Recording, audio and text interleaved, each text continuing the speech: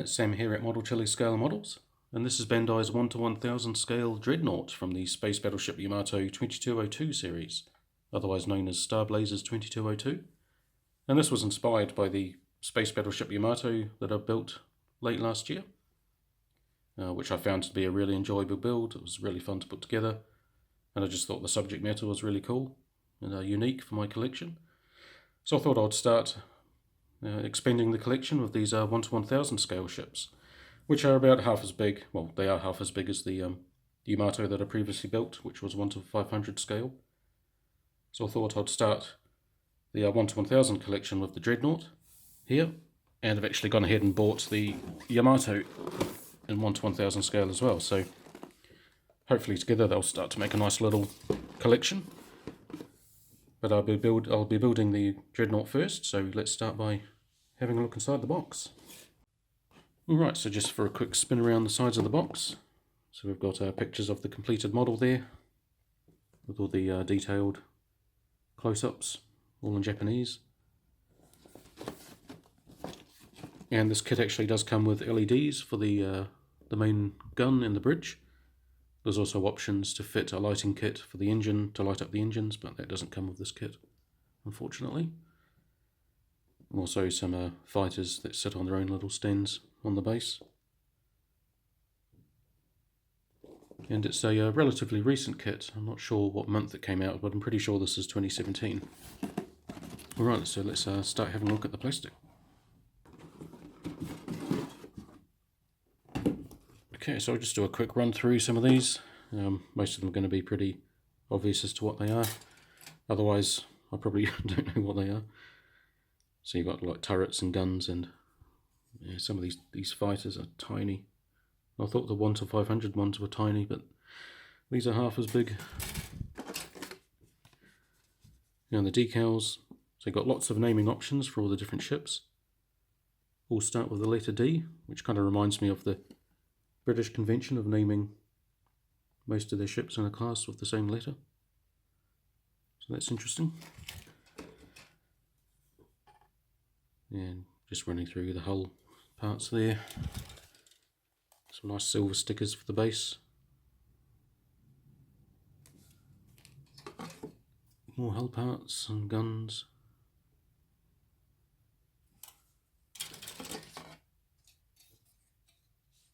And then the base, clear parts. Some extra moulded external hull details in different colours there. So again, it's a kit that you don't need to paint. Although I think I will be painting this, because sometimes you do get, I'm not sure what these are called technically, but you kind of see different shades in the plastic caused by the mould, whereas if I just put a clear coat over this, you'd still be able to see that. So a layer of paint helps to hide some of that slight imperfections, but being a Bandai kit, they're pretty much close to perfect. There's no flash whatsoever. Everything's sharply moulded, no defects, which is always nice. And lastly, the instructions, with a nice bit of photoshopping on the front cover there of the same model. That's nice. And painting guide, decals. And I expect this to be very familiar, typical Bandai instructions. All in Japanese, but you know, that's not a problem if you don't speak it or read it, because you know, these are very easy to follow. And the optional lighting kit there for the engines. And I have had a look at these online. These are extra lighting kits, and they're kind of expensive for what they are. Wouldn't be too hard to rig up your own LED system from scratch. A nice double fold of the technical details. I might have to translate some of this because it looks quite interesting. From what I can gather, it's 250 meters long, which is just a bit shorter than the original Starship Enterprise. So it's not a huge ship. Similar length to a lot of battleships or aircraft carriers. And lastly, we've got the LED units, pretty simple setup with just a single light bulb and space for the batteries and an off-on switch. So they're all independently controlled. Although it is kind of strange that they thought to include these but not lights for the engine. It's kind of like they're just saying, we'll give you some lights but not all of them. You can sort the rest out yourself. But still, it's nice that they included these, and quite looking forward to seeing how they perform in the kit. Alright, so it's time to start building. Alright, so I'm going to approach this build very similar to how I did the Yamato, where I'm going to prime all of the plastic up before I start painting. So first, what I'm going to do to make that job a little bit easier is just to do some of these sub-assemblies where all of these parts don't need separate paint, so I can stick all of these smaller pieces onto the large hull pieces and then just prime it all in one go. And then some other pieces like this front part of the gun there needs to be a different colour, so that'll be primed and painted separately and then stuck together once it's all painted up.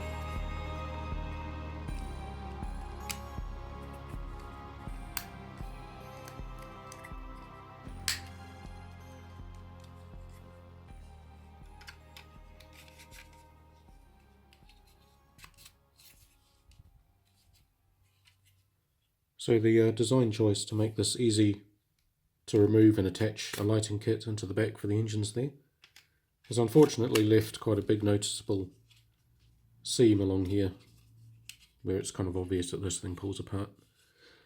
So that's a bit of a shame, but yeah, it was a deliberate choice by Bandai to make this to make the interior easily accessible. So I guess they just had to compromise on fit versus accessibility.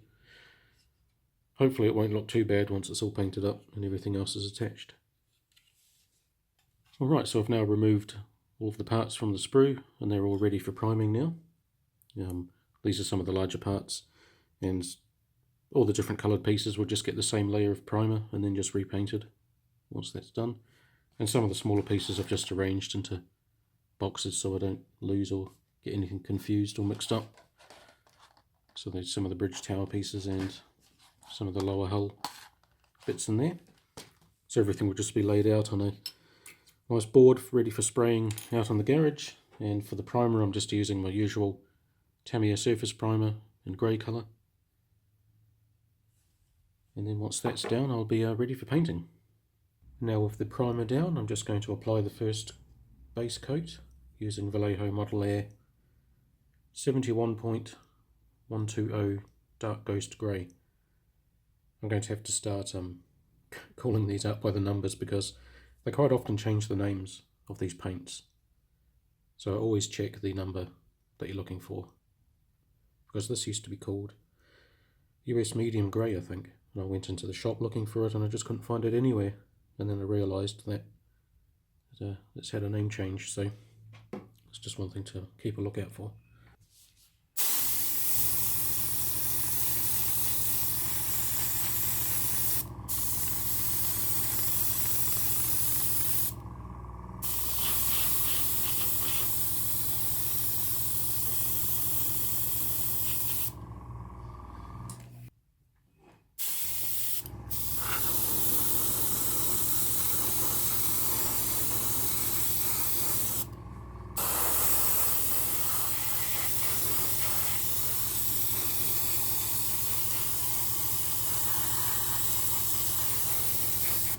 And for the lighter grey sections and the fighters, I've just got Vallejo's 71119 white grey.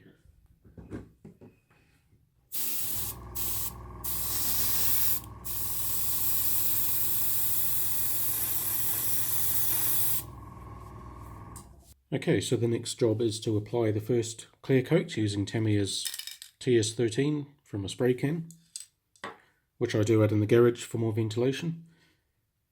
And so what that will do is just give the base coat a nice protective layer, and then I'll be ready for a bit of masking work. Okay, so the gloss coat has gone down, and now I need to paint a white strip along the back of the hull sections along here. And the kit actually does provide actual stickers, not decals, but sticky stickers to wrap around the hull pieces there, which of course is going to be slightly different to how I've painted it, because they never really match up. It's similar, but there's a slight shade difference. So that means I'm just going to have to paint this panel at the back, which shouldn't be too hard to mask up, because I can just take off that piece, and then I just need to mask that half, and then paint it the same white grey colour that I painted the other light sections.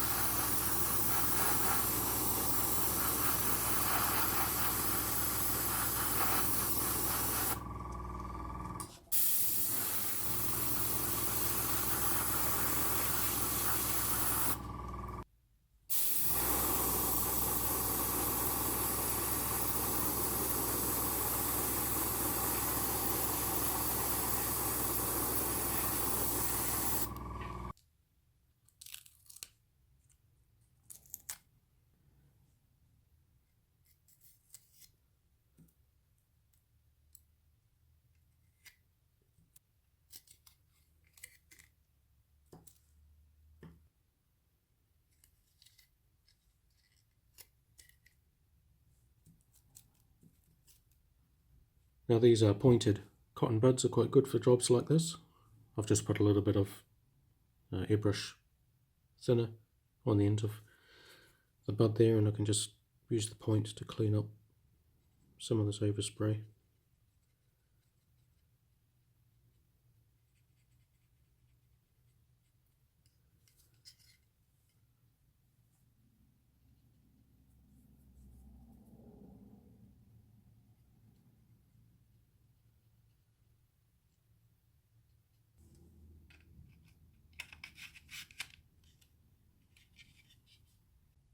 Now I'm just going to do a little bit of detail work in some of these, I think these are backup engines, just using Vallejo's Fire Red. And I'm just going to brush paint these on.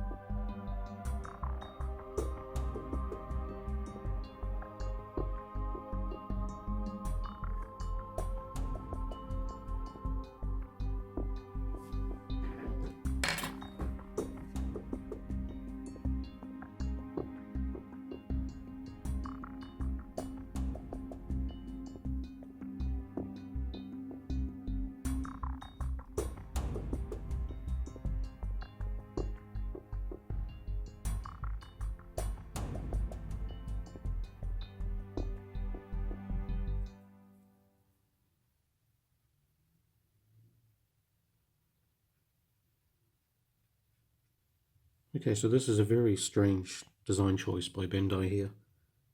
I wanted to put these deck plate decals on before I started doing the wash and putting everything together, but I quickly discovered that this large decal here actually overlaps the two separate parts that you need to remove to put the light in, or even turn the light on and off. So I'm not quite sure what they think you're supposed to do when you put the light in, turn it on, put this down, put the decal on, and it's sealed in. You can't turn off the light, you can't turn it back on again, you can't even remove this panel without splitting the decal. So unless I'm missing something, that's a very strange approach to that whole decal design. So what I'm going to have to do is, once this is dry and set, I'm just going to have to get the hobby knife and just slice the decal down at the join so I can just remove this panel to access the lighting mechanism. That's really strange. I never came across anything like that on the Yamato. So it's kind of disappointing to have to go through that, cutting up the decal just to do something that the kit is supposedly designed to do. So yeah, I just thought I'd point that out. Hopefully it all works out in the end. Alright, so here's how it's looking so far.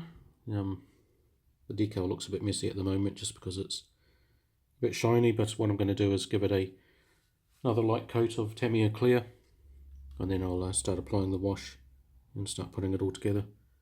So hopefully that will tone the decals down to match the rest of the paint job.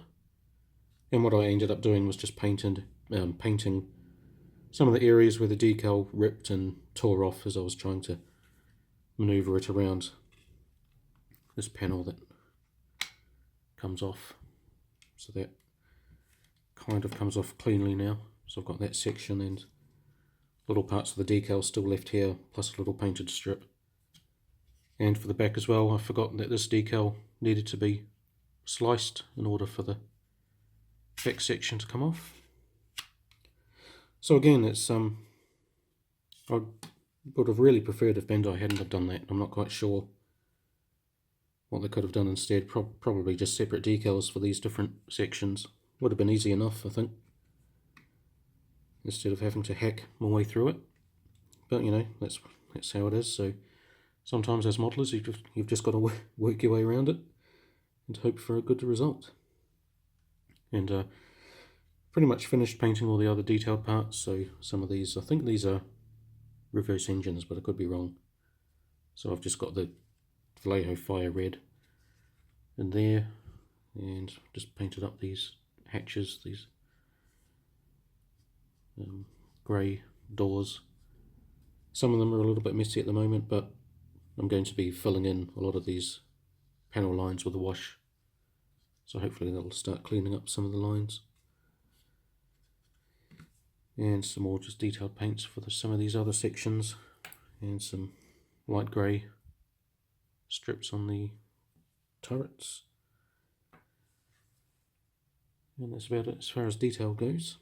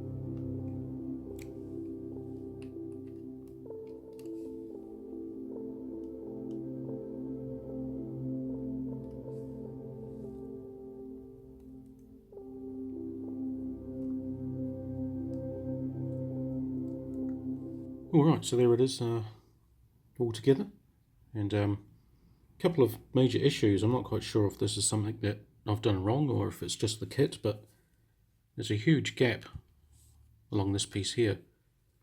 The front white piece, or the light grey piece, is fitting to the hull, but this back section just isn't meeting, and it's the same on the other side as well. So I'm not quite sure what's gone wrong there. Also, there's quite a big gap along this piece here. These veins are meeting the hull, but just the side piece isn't. So again, it's something that I just can't fix by pressing down. So yeah, there's quite a few issues going on here, but overall I think it's starting to look quite nice. Yeah, so the next step is just to apply the decals and then the wash, and then I think we're nearly done.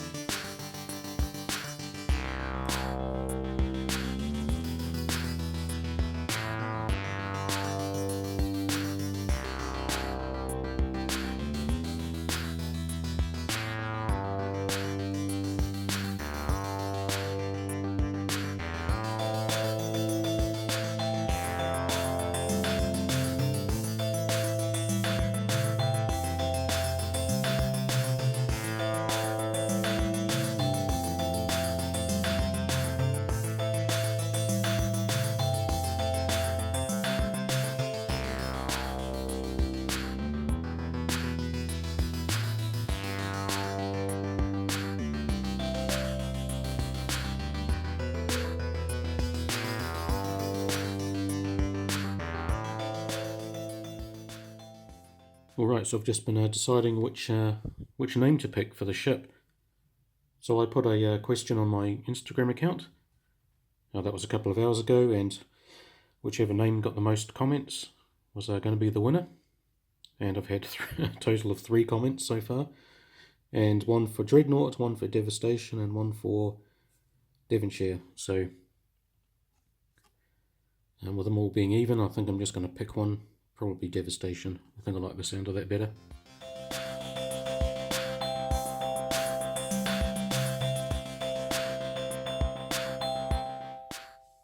Alright, so all the decals are finally down, and I've just added a couple more detail paint jobs, just the some of the navigation lights on the back of the engine there, and a dark grey strip along one of these pods, well, both of these pods. So now the final job is to apply a pin wash. I'm just using my usual Vallejo light grey. And what I'm just going to do this time is just apply it to all these panel lines. I'm not going to apply it to the whole ship like I've done with the Yamato in the past. So just to make the cleanup job a little easier, because this ship is relatively clean looking according to the box art. So I'm just going to stick to these panel lines, and then I'll clean up the excess once it's all dry. So keeping it fairly light.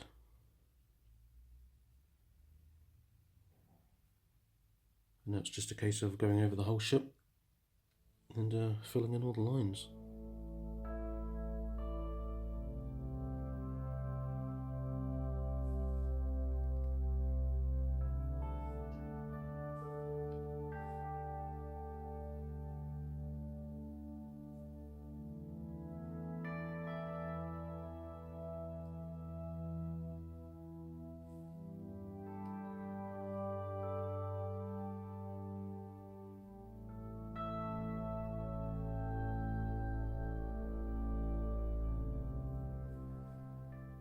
Alright, so the wash has been left to set, so it's no longer wiping off with my finger.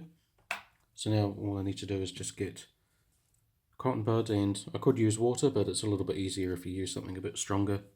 I've just got to use this airbrush cleaner, which is basically acrylic cleaner, so this just makes it a lot easier to wipe off. And then basically just going and wiping off all of these patches of wash that I don't want. Just lightly wiping it, just to make sure I don't wipe out the wash in the panel lines.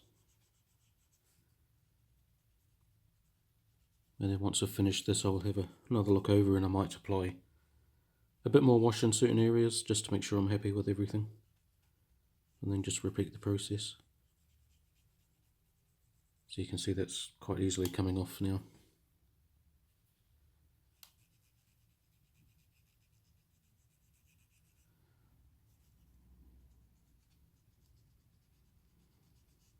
Now, if this was a bigger model, I'd probably use a cloth, but there's quite a lot of small and fiddly parts on this, so I don't want to risk damaging anything with my big fat fingers.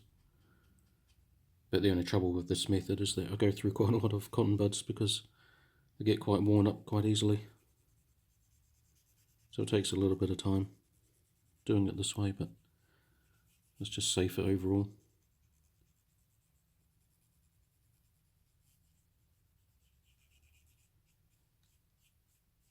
And you can also use this method to, if you pick up a little bit too much wash and it starts to streak, you can just brush it in the direction of spaceflight, just to add a little bit of streaking. Although I'm not going to add much to this kit, as I want it to be fairly clean.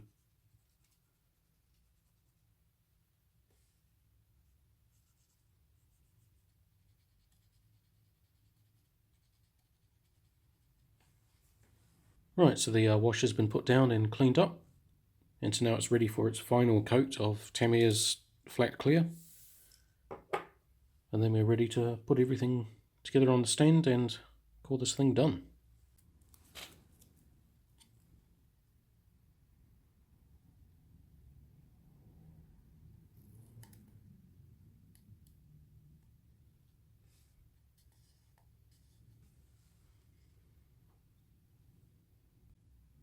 Right, so here's just a close-up of one of the fighters before I put them all down, if I can get close enough.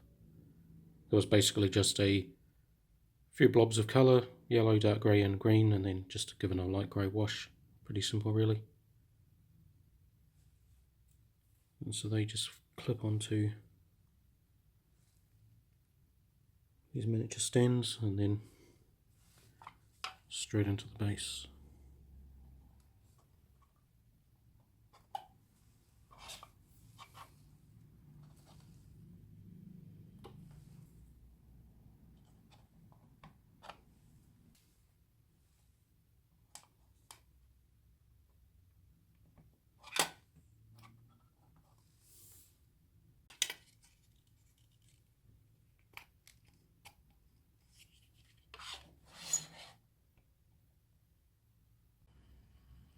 Alright, so there it is, finally put together.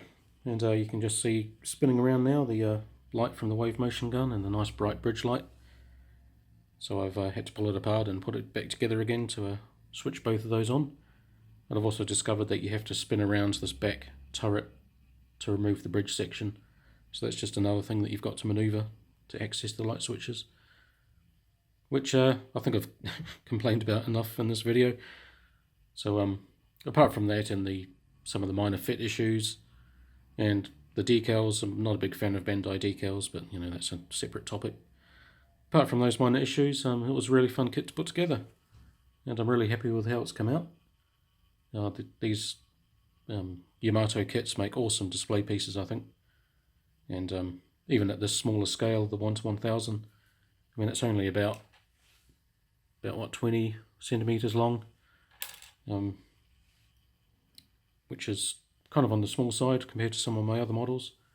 But even so, it's just packed with detail, especially once you put the pin wash in and detail up some of the other parts with different colours. I think it really pops as a display piece. So yeah, it's definitely recommended. I think this will look even better once it's displayed along other ships of the scale, once you get a nice little collection going. But even just on its own, I think it's just really nice to look at. And I really like the inclusion of the little fighter stands, just to something a bit extra. But yeah, so I'm keen to know what you guys think. please leave a comment or a like or a dislike. And if you're not already subscribed, be sure to check that subscribe button to see more of these Yamato kits in the future. As I mentioned at the start, I'll be building the actual Yamato. Probably not the next video, but very, very soon in the future. So keep an eye out for that. And I hope you've enjoyed watching the video, and thanks for watching. So until next time, take care.